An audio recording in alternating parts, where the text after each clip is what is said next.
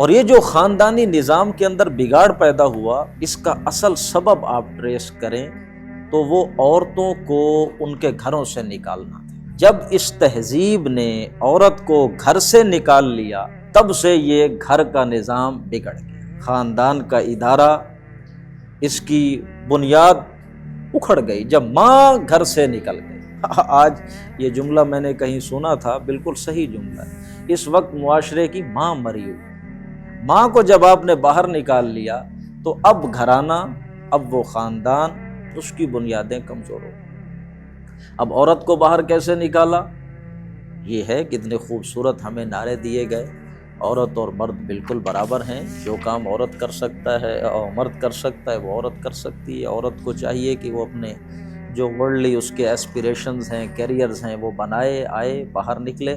اور یہ سب کچھ دراصل کیا کس وجہ سے گیا ہے، اکثر لوگ، ہمارے جیسے سادہ لوگ، وہ سمجھ نہیں پاتے۔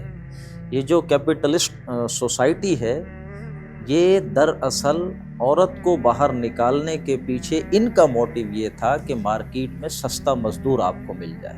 یعنی جو سرو کرتے ہیں اب کارپوریٹ سیکٹر میں، وہ یہ باتیں جانتے ہیں اچھی طرح کہ مرد کا پے سکیل کیا ہوتا ہے، عورت کا پے سکیل کیا ہوتا ہے۔ سیم ایک رول ہے، عورت اس میں وہ کیا، اور مرد کے ساتھ تو اور بہت سی چیزیں اور پرکس ہوتے ہیں جو لے رہے ہوتے ہیں، اور مردوں سے خطرہ بھی زیادہ ہوتا ہے۔ عورت ایک تو محنت زیادہ کرتی ہے، اپنی جاب کو بہت زیادہ، مطلب یہ کہ ہول ہارٹیڈلی وہ کرتی ہے، اور اس کا ریٹ بھی بہت تھوڑا ہوتا ہے۔